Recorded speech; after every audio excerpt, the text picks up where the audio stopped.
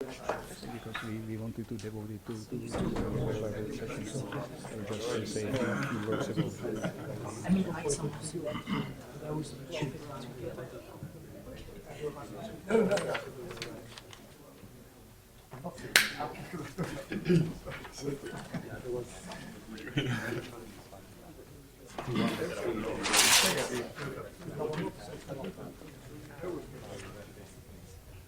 Results from it, because I think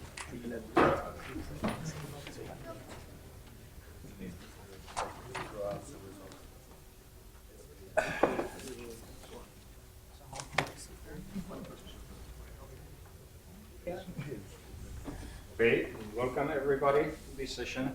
I think that it is appropriate to devote this session to the memory of Volodya Geller because it was a session where he was supposed to speak.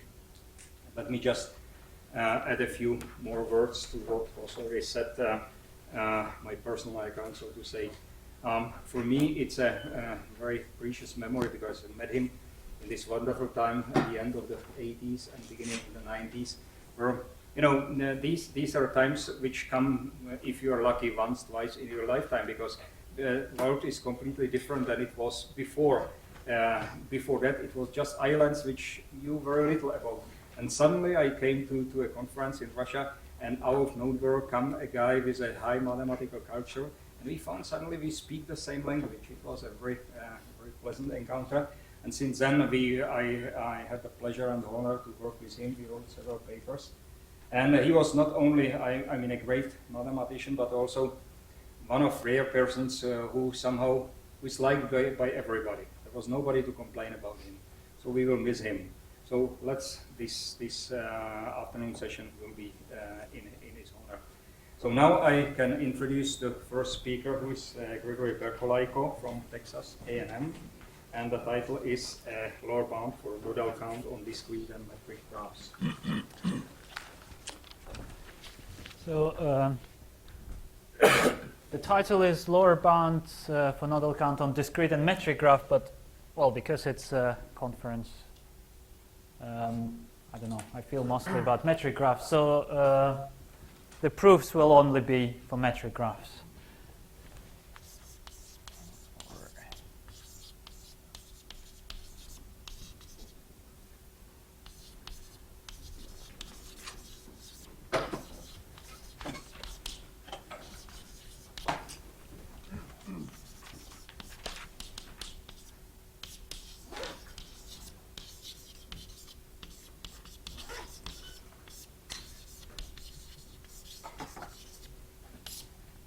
Well, first of all, what are nodal counts?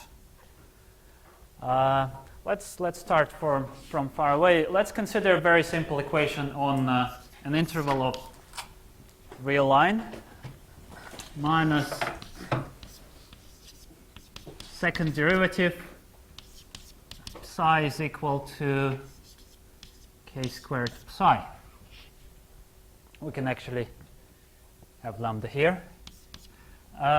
Subject to boundary conditions, psi at 0 is equal to psi at 1 is equal to 0. So it's interval 0 to 1. Now, this one we can readily find all the eigenfunctions and eigenvalues. And the eigenfunctions just signs, right? So it's sine m pi x.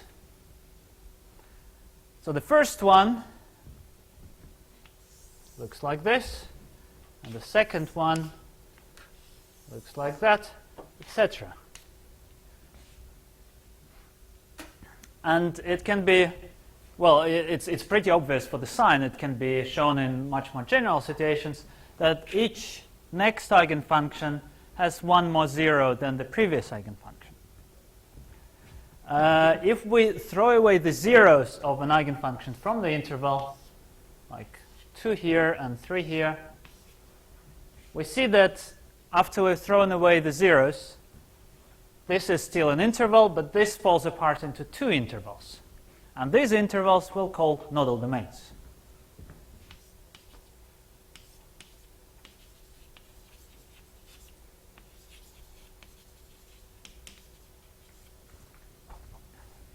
And nodal count is nothing else but counting the number of nodal domain for nth eigenfunction. So in this case, we have a very simple statement that nth eigenfunction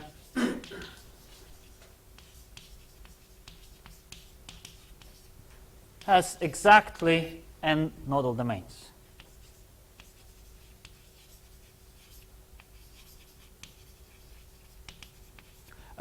Provided we call this one first and this one second, not zeroth at first. Okay, now let's talk about R2. On R2, before we talk about R2, this result goes back to Sturm in 19th century. Now we can also consider very similar problem on R2. So now we're working on R2. We have an open region in R2, and we define similar sort of equation with similar sort of boundary conditions. So the equation will be minus the Laplacian, second derivative with respect to x, plus second derivative with respect to y. And the boundary conditions, same as there, Dirichlet boundary, sub psi on the boundary of omega is equal to 0. Now, I have some pictures. So let's show the pictures. So this picture was, many of you probably know, this picture was produced by Sven Gnutzman, and with his permission I stole it from Uzis Milanski's website. Basically, it's a region in R2. The green bit down below, this is not in the region. So the region is a quarter of a circle and then straight lines. This is pretty high in the spectrum. The blue, this is a picture of an eigenfunction. Now, where eigenfunction is positive, it's red, and where eigenfunction is negative, it's blue. And the nodal domains are defined in a similar fashion. We just throw away the set where the eigenfunction is 0 and see into how many connected components our region falls apart. So this is a nodal domain, but also this red thing is a nodal domain, very long, kind of almost like percolation. And these ideas led people to come up with some interesting statistical results about nodal domains. But anyway, we're just interested in the number of those. And what was shown by Courant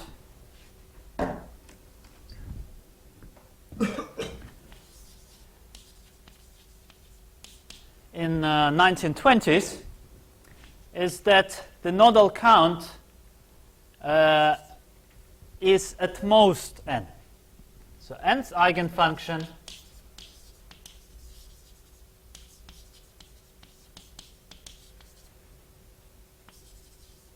has at most n domains.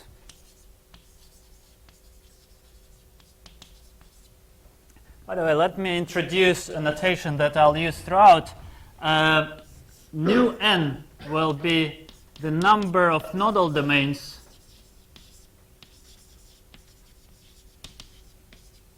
of the nth eigenfunction.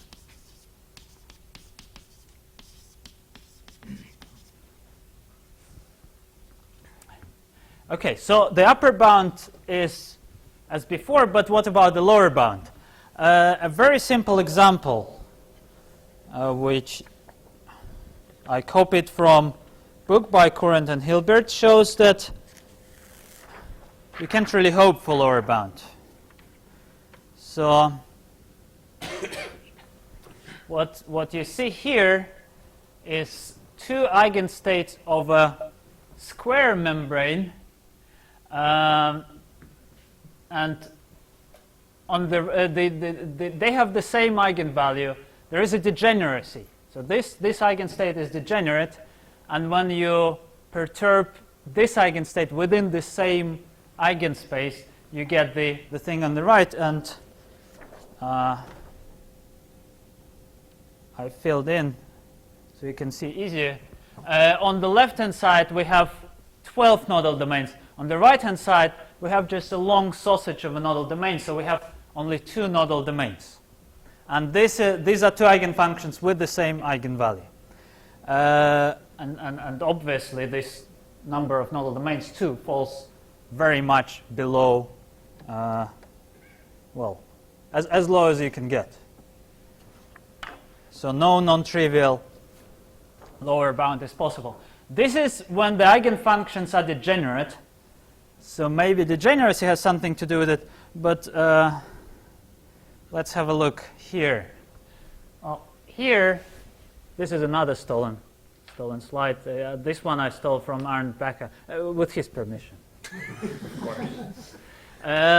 These are nodal domain. These are graphs of the eigenfunction of stadium billiard. It's not quite nodal domains. It's dark when the function is very high. But you can see there are plenty of what looks like nodal domains in things like this. But here we have this so-called bouncing ball eigenstates, and the domains are much, much fewer than normally. So for these eigenstates, the domain count falls very much below n, the number of the eigenfunction. Okay, that's it with multimedia part of my talk. From now on, it will be only Blackboard. So really, no interesting, no non-trivial lower bound is possible. In fact, in a very clever development later, Pleyel showed that even the upper bound is achieved very rarely. So this is my sort of easy interpretation of this bound. Nu n is less or equal than 0.7 n for large enough n's.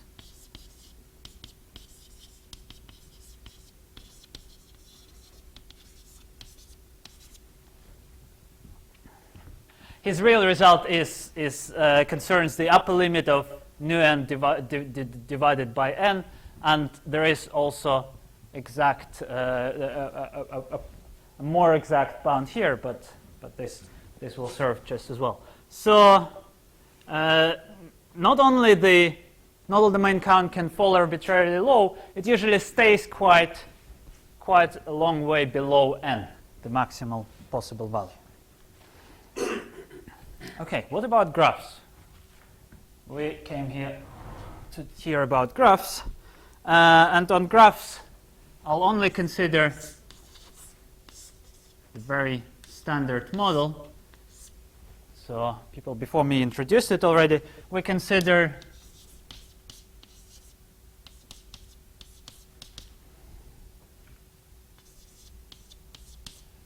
this eigenvalue problem on the bonds, on the edges of the graph, and the boundary conditions, the matching conditions, this is Kirov conditions or standard conditions. The psi is continuous on vertices, and that sum of outgoing derivatives at each vertex, so psi prime e at 0 is equal to 0. The current conservation condition. For this problem, Knutsman, Smilansky, and Weber generalized current bound. So Knutsman, who is in the audience, Smilansky, who is spiritually with us, and Weber showed that, again, we have the same upper bound. So it looks pretty similar, but not quite. There are major differences. And it's those differences that I'd like to discuss. Well, the first difference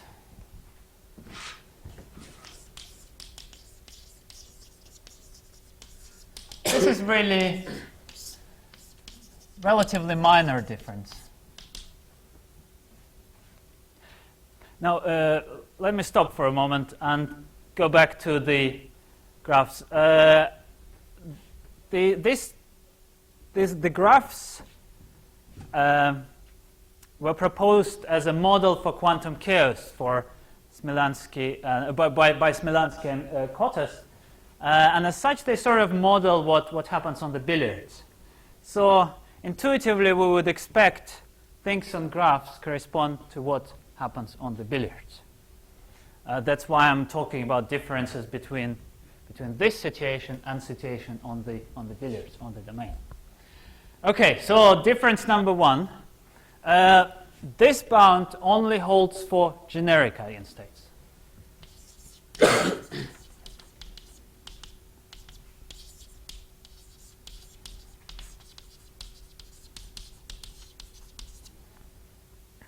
Now, why is that, and what does it mean? It's easier to give counterexample, and then from the counterexample, we'll define what is generic eigenstate. So let's consider a very simple type of graph, star graph.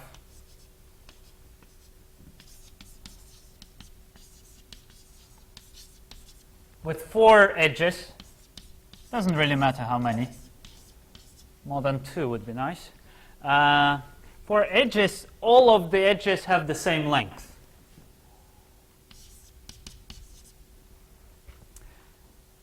And I'll take as before this equation, this conditions on the central vertex, and just for simplicity, I'll take that psi on the sort of outer vertices is 0. So directly on the boundary vertices.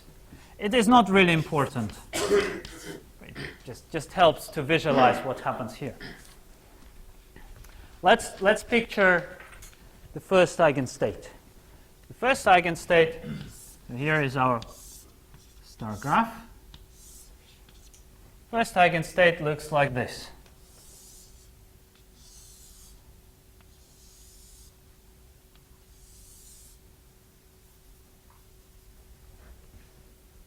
Just functions meet above this vertex. The function is everywhere positive, so there is just one nodal domain.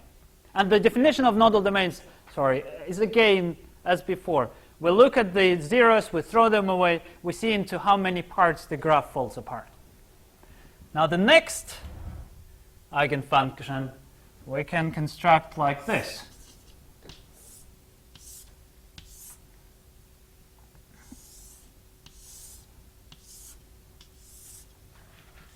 It is 0 on the central vertex, and say positive on this 2, negative on this 2. Doesn't really matter. No, it does matter. It matters that it's positive on 2 and negative on the other 2. And this one has nodal domains, 4 nodal domains.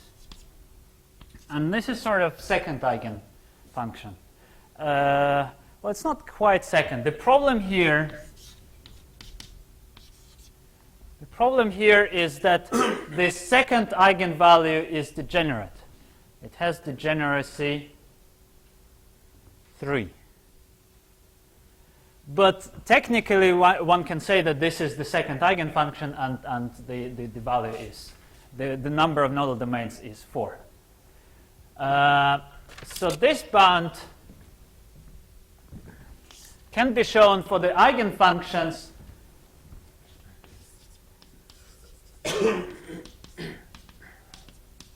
which do not take value 0 on any of the vertices, psi not 0 on vertices, and psi should correspond to simple eigenstate, eigenvalue.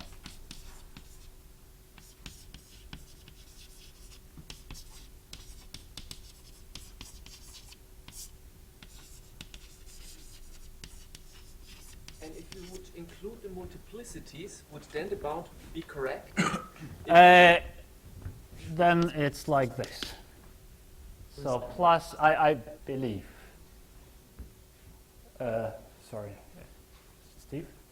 Doesn't Courant have the same problem? If you have a square, isn't the, oh, it's not, doesn't satisfy what I'm visualizing, doesn't satisfy. What happens if you destroy the symmetry? This thing has a high symmetry. I mean, Well, if you destroy the, if the eigenvalue becomes simple, then you don't have a problem. differently, if you destroy the symmetry by giving different lengths, do you get degenerate eigenvalues at all? Generically, no, but again, it can happen even with rationally dependent bond lengths. You can still get degenerate eigenstates.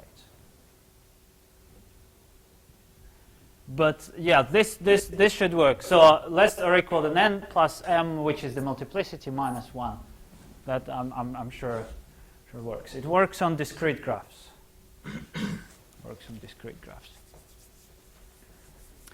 So from now on, we'll only talk about generic eigenstates. And you can get them to be generic by perturbing the length a little bit, by destroying the symmetry. Exactly. Now the second difference, my opinion, is more remarkable. I lost my notes. And this is what I want to really talk about. So difference number 2 is on a tree graph.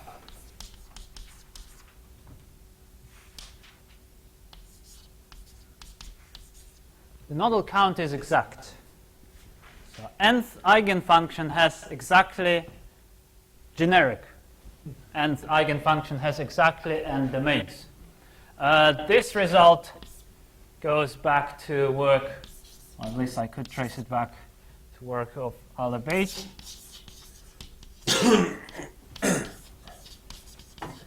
Pokorny, Prediev.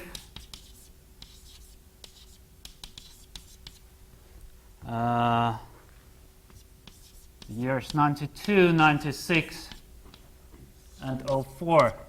The paper published in 04. The first one is technical report, and I haven't actually seen the paper. Second one is a short note in Russian but translated in English. The last one is a big paper translated into English as well, so it's available. And also, work from which I know this result is Shapachnikov.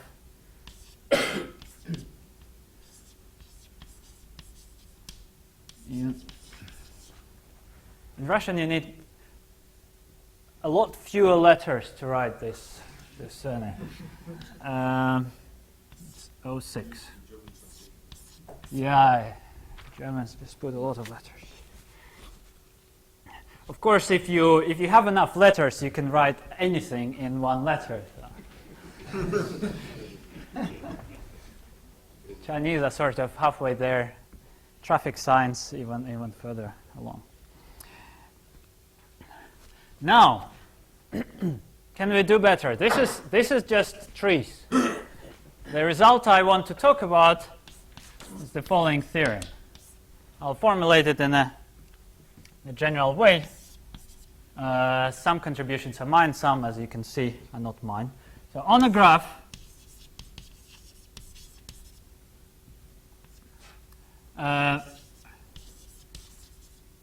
generic eigenfunction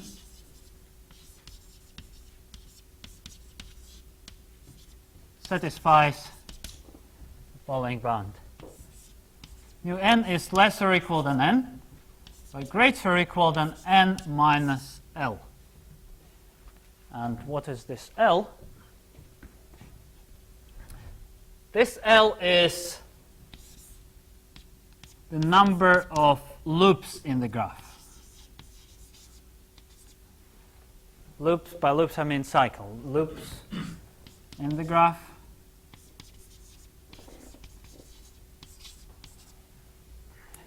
This is kind of vague. It's also called the dimension of the cycle space.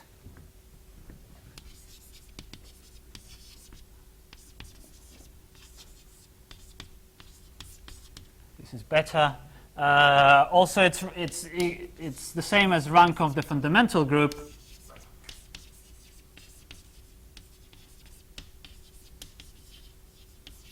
And putting very simply, it's the number of edges that you need to cut in order to convert the graph into a tree. So if you have a graph like this,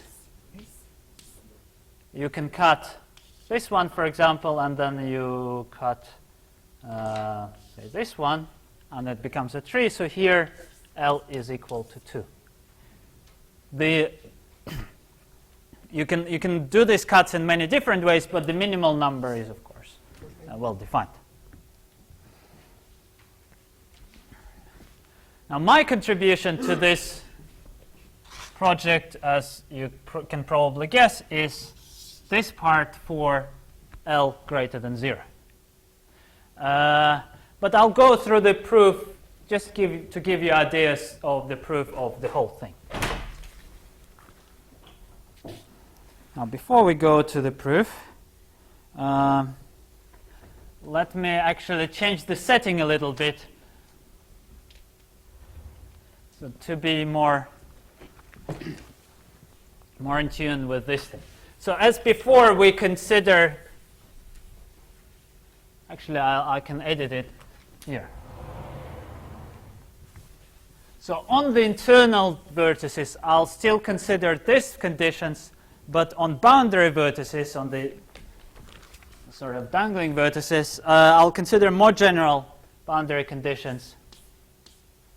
So psi prime at v times cos alpha v is equal to psi at v times sine alpha v.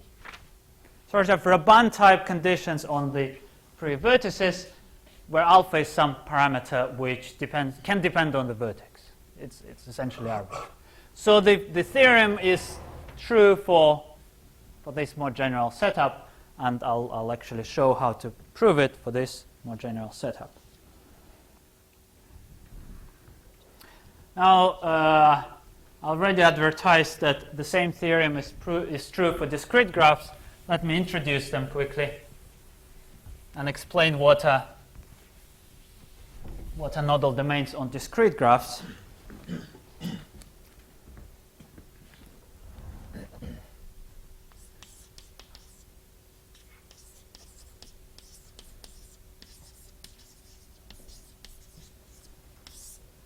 Discrete graphs, again graphs, but now functions live not on edges.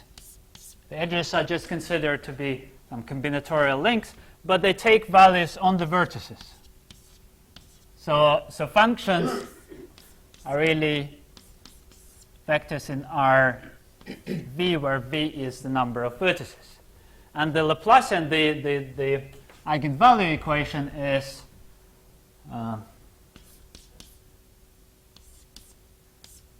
the Laplacian denoted by H, or, well, in this case it's Schrödinger equation, the Schrödinger operator, minus psi v. So we look at all the vertices which are adjacent to a given vertex u.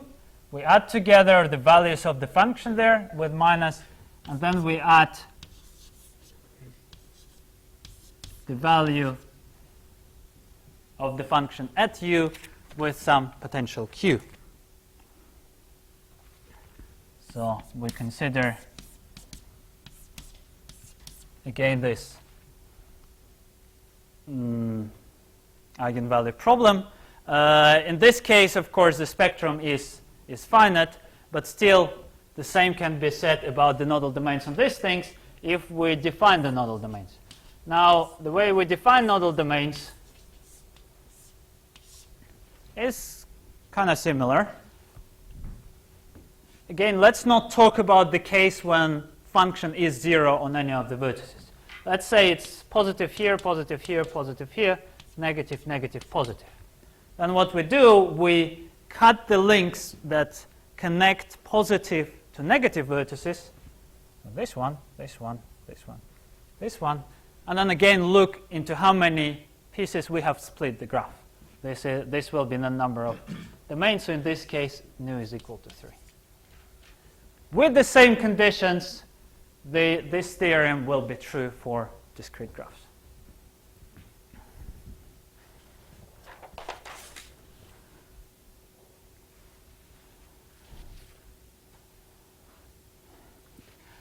Now, just to show that generic, this condition that the things are generic is important, I'll construct a very simple example where you can see that it's important. Again, all counterexamples are best done on star graphs. So let's consider star graph, which is almost generic in the sense that has a lot of legs, and the lengths of the edges are assumed to be greater than 1 and can be anything, irrational. Well, actually, let's assume that they're greater than 1, but not too far away. So it's 1 plus epsilon depending on E. They can be irrational. One of them should be equal to 1, and another one should be equal to 1 over m. So there is a very short one here.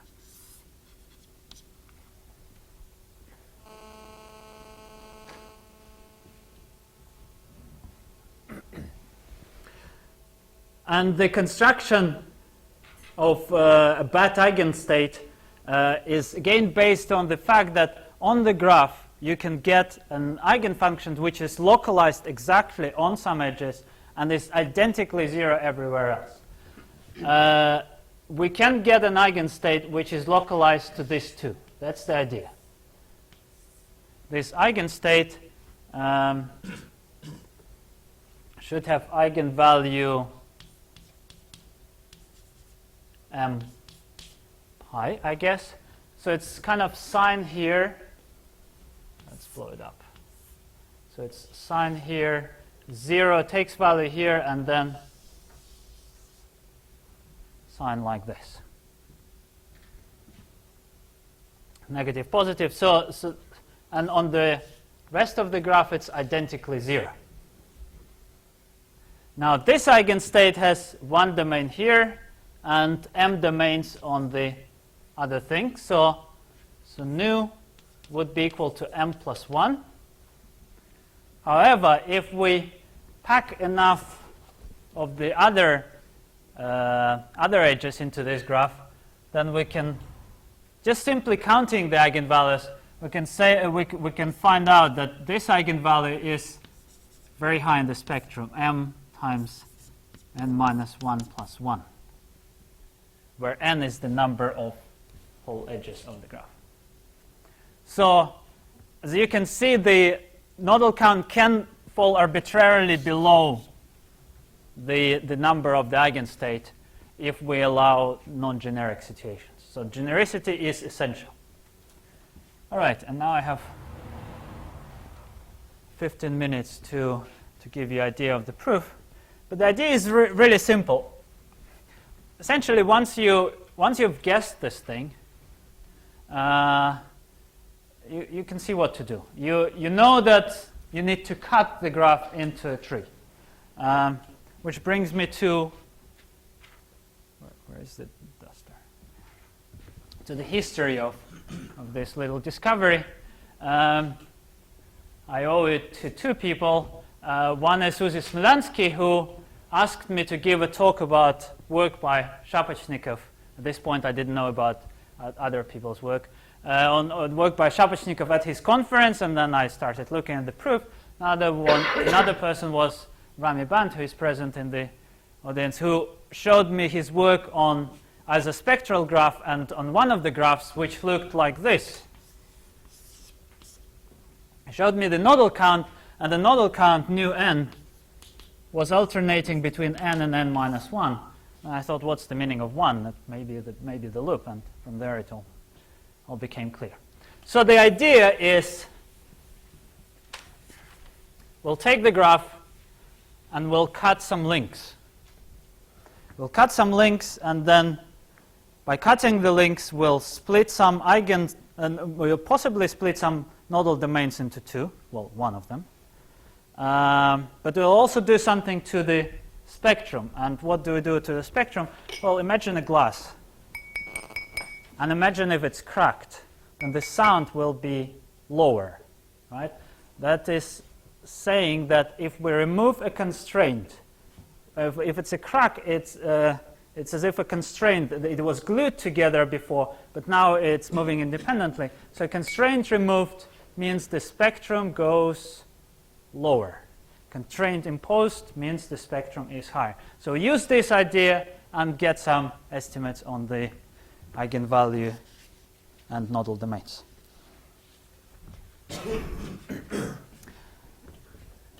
Now I'll do really simple things.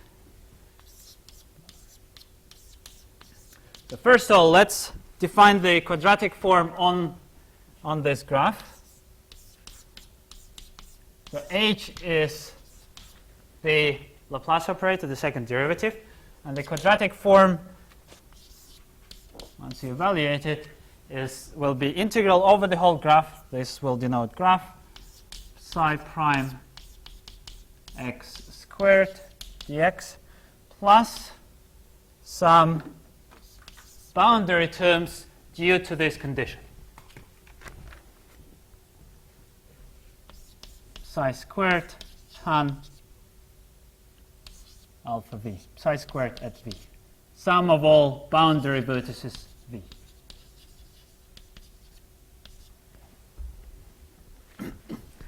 So we'll need this thing. We will need a formulation for the eigenvalues in terms of quadratic form. This is so-called minimax principle. It's maximum of minimum. So we take this quadratic form and we try to minimize it over size in the domain. By the way, the domain of this quadratic form is Sobolev space on the graph.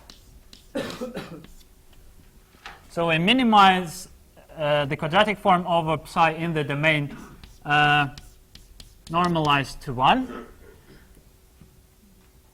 But then we impose some constraints, phi 1 up to phi k, and we require that psi be orthogonal to phi j, all of this.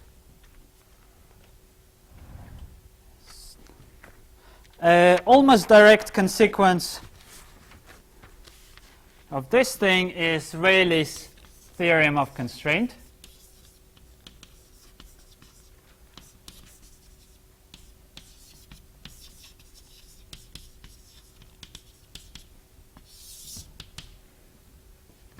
Which is essentially the theorem about the glass. So if we have H a self-adjoint operator on D, and H phi will be a restriction of H to a smaller domain, where the smaller domain is defined as all functions that are orthogonal to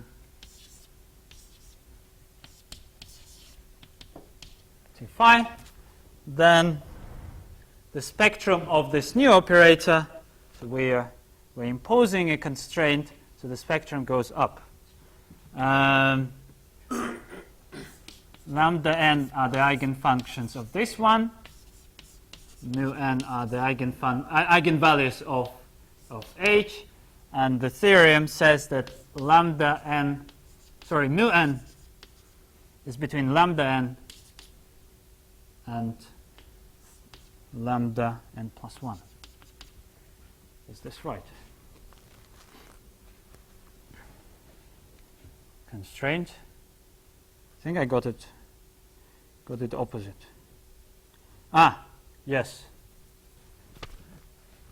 So this is lambda is spectrum of H, mu is spectrum of H phi. Then this works.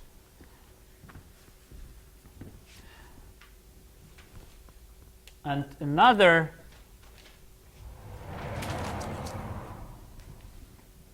simple fact that we'll need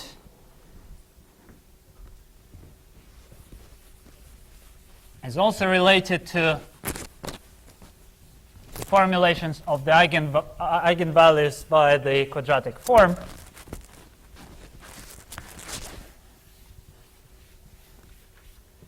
And it says that if we found psi for which this minimum is achieved, then this psi is the eigenfunction, and only eigenfunctions will minimize this. So if we define dn to be psi's such that psi is orthogonal to the first n minus 1 eigenfunctions,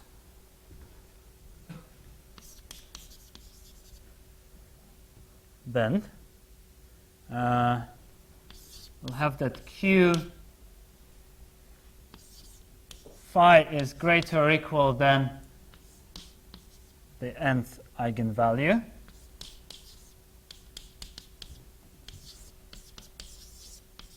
So if a function is orthogonal to first n minus 1 eigenvalue, then the minimum value of the quadratic form on it is the nth eigenvalue, and the equality here happens if and only if phi is the next eigenstate, plus minus. Okay, now we're in position to quickly prove the whole thing. So first, the generalization of the current side of the bound. So now we are proving that nu n is less or equal than n. Well, let's fix n, and let's assume the contrary.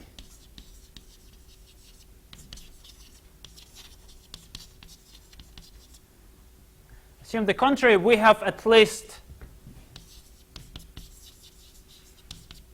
n plus 1 domains. We have n plus 1 domains, and then we'll define the functions which coincides with the eigenfunction on mth domain and 0 otherwise. So we have our set of domains. We just take the eigenfunction and cut out the pieces of eigenfunction living on one domain. And we call these pieces And we have at least n plus 1 of them, maybe more.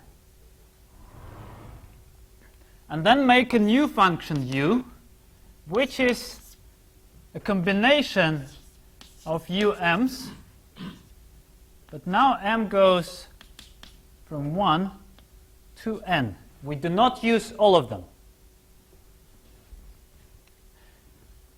By playing with coefficients, we can get this u to live in the n, to be orthogonal to the first n minus 1 eigenstates. Okay. Once we have this, we can calculate q on this function u. And because of what q was, just this, it's second derivative inside these domains. So nothing really changed from psi n. This will be equal to lambda n. So we have constructed another eigenfunction, which is, this thing is 0 but u is 0 on n plus first domain. So we have constructed a function which takes right minimal value but is different from the eigenfunction. Therefore, we have a contradiction.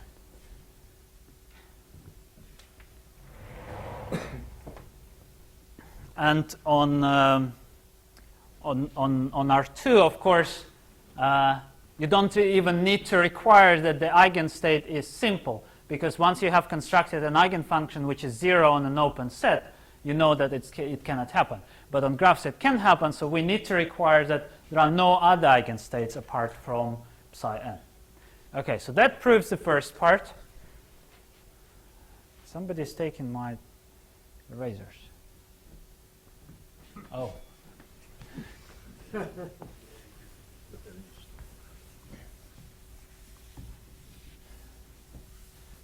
Now the next part is the lower bound for L equal to 0.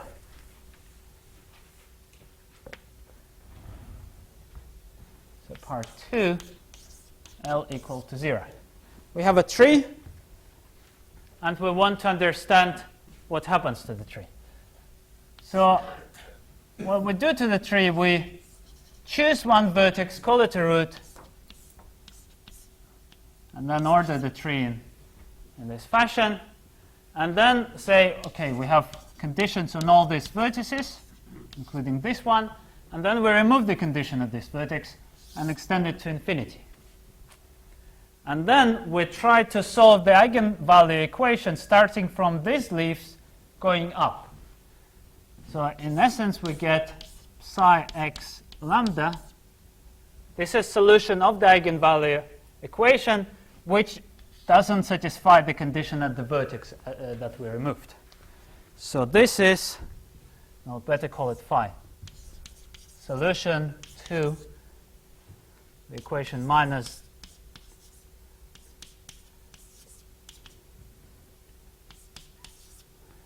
the equation as before, plus conditions everywhere but the root.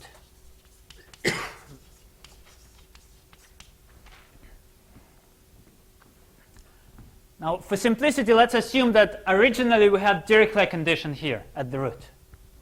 And now let's see what happens. As we change lambda, one can show that as we change lambda, the zeros of this function will go down, only down. When a 0 comes down to a vertex, it decides where it wants to go. It doesn't split. It goes only to one of the branches. Only one. The zeros do not split. The zeros do not merge. Otherwise, we would have both function and its derivative 0 at the same point. So that's we exclude this when we talk about generic things. So the zeros go down. And when a 0, which was originally there, it goes down, and it passes through a point where the root used to be, then we know we have an eigenfunction. As we increase lambda, we know the 0 entered the tree and is somewhere there, and then we just do counting of the zeros. We find that there are n minus 1 of them in the tree, so the tree is split into n parts by the zeros. That's the outline of the argument. And the third part, L greater than 0, well, let's just take L equal to 1. We have a graph which has just one cycle. Apart from that, it's a tree. Choose a point, call it xc, and cut the graph along this point, at this point. So this was G, the graph, and now we have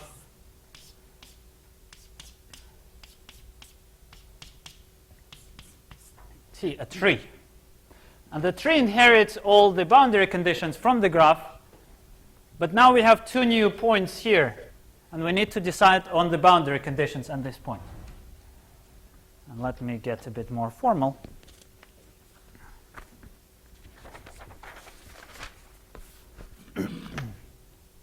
So what we do is, okay, so we fix n and fix nth eigenfunction, call it f, and nth eigenvalue, call it rho. Just calling things different names cannot hurt. And then at this point we define a plus to be derivative of f x cut plus divided by f x cut, and a minus is derivative on the other side going in the other direction divided by the same value. So we get it from here, and then we apply this a to here. So on this tree, we now impose our boundary conditions to be psi at x cut plus minus. Now the x cut is 2 points now. Is equal to, derivative is equal to a plus minus x cut plus minus. All sounds maybe a bit complicated, but basically the idea is we want to impose exactly such boundary conditions here so that the function f that was eigenfunction there is still eigenfunction on the tree, nothing else.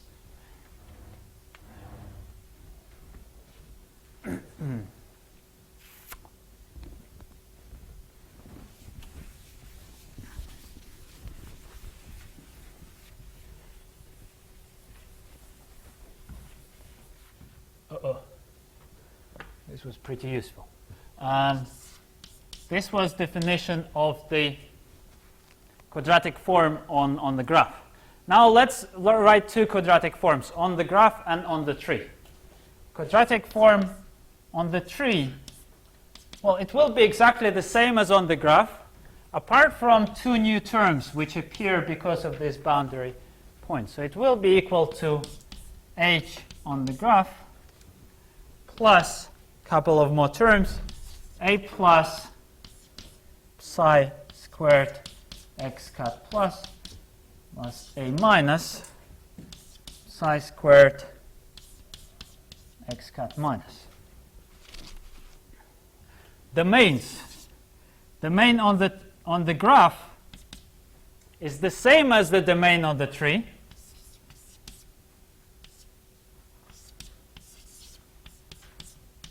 With the difference that on the graph we actually require continuity at the point where we cut it. So we require that phi at x cut plus is equal to phi at x cut minus. We also have from here from the way we defined a plus and a minus, that a plus is equal to minus a minus. So then we put 2 and 2 together, and we see that on the smaller domain on the graph, the quadratic form, why is it h? It's quadratic form, it's q. No, the line above. It's the line above Q. Yeah, but it's q. It was denoted by q. So qt is equal to qg. Just because that these values are now the same, but a's are the same, have different sign. They cancel each other. So basically, it's exactly the same operator, but the operator on the graph as a constraint. So that's a critical point.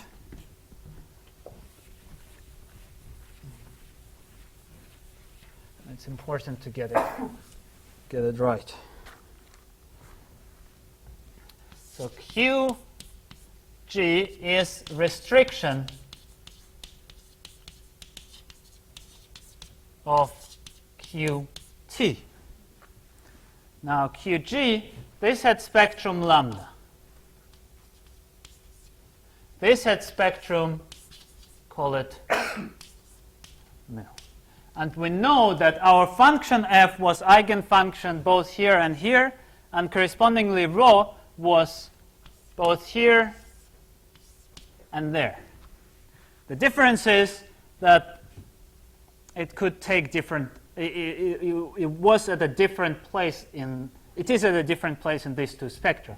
So rho we know for sure was lambda n, but in this spectrum it could be at a different place, mu r. But from Rayleigh's theorem we know that lambda k is greater or equal than mu k. And if this is true, then we would have that r must be greater or equal than n.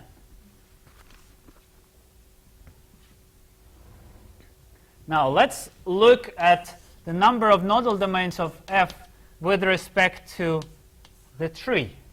Now with respect to the tree, we might have cut one nodal domain in two and might not. So it's either nu, the same nu on graphs, or the same nu on graphs on the graph plus one. One of these. But what we know for sure is that it's less or equal than nu on graph plus one.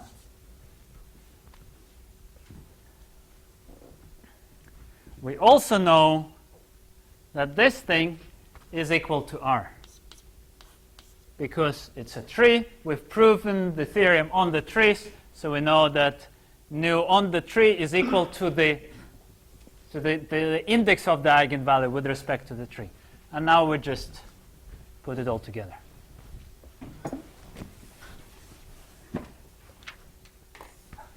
We put it all together and we have the following string. N, which is less or equal than r, according to this inequality, is equal to nu g, which is less nu 3, which is less or equal than nu graph plus 1. Move this one to the other side, we get that nu of f on the graph is greater or equal than n minus 1. And that's the end of the proof. Okay.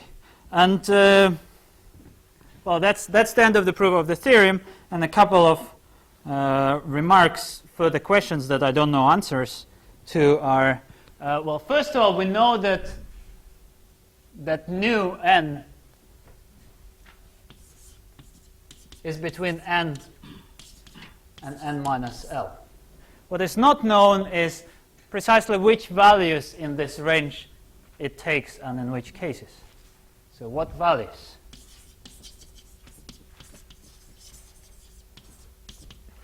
The second thing is, can this information be used somehow when we approximate billiards by graphs and then answer questions on billiards? For example, as far as I understand, the following statement is unknown on graphs, that the lim sup of nu n on billiards is infinity. Maybe we can somehow approximate billiards by graphs and get things there as well. Okay, that's it.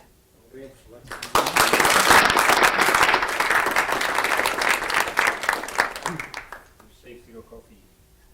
Yes. Okay, questions, comments? Yeah. Your result with this L, Uh-huh. maybe it suggests that there is something related with one forms, because you can look at eigenvalues for one forms, and because you have harmonic forms whose dimension is exactly this L, you have a shift. You have something like a shift in the labeling of. But nodal domain for one form is something. There are two possibilities. Either you look at points where the one form vanish, which correspond to the point where the derivative of the function vanishes. But maybe it should be interesting to put that in the context of one form and to see if it's related, because it's completely topological. I don't know what. Okay, that was a comment rather than a question. So No, of course. yeah, well, comments are welcome. Yeah. Here, I have please. a mixture of question and comment, and it's kind of related, but I have a little bit different impression.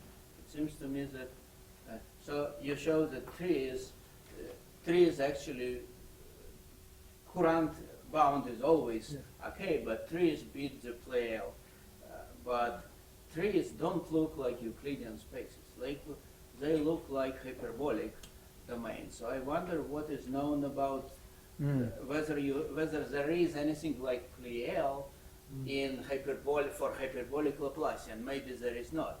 And so if this is correct, then when you try to approximate billiard by those things, L will have to increase. You cannot approximate Euclidean domains by trees. You will have to put more loops, and probably this lower bound might deteriorate. So it might be about. It would be very lucky. About curvature, I don't know. So but for hyperbolic, I don't know what is known besides the standard Courant. So.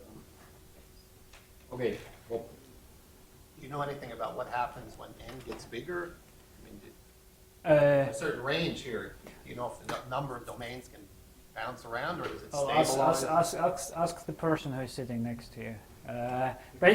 Basically, in the graphs that they considered, the number just was bouncing between n-1 and n, and 50% of the time it was n-1, 50% of the time it was n. Okay, yeah. That's a naive and general question. For the general eigenvalue, is there an invariant way of describing the number of nodal domains? So if I have the general say m, I want to have m numbers, but defined in some rigorous way, independently of how I choose the elements of subspace. It's a good question. I don't know of any such way. Okay, when you have integrable systems, then you have some sort of standard separable system. But in this case, it's kind of, there is something natural, but in more general things, I don't know. It's a good question. Okay, more questions? If there are none, let's thank the speaker again. We meet at 3:30 after coffee.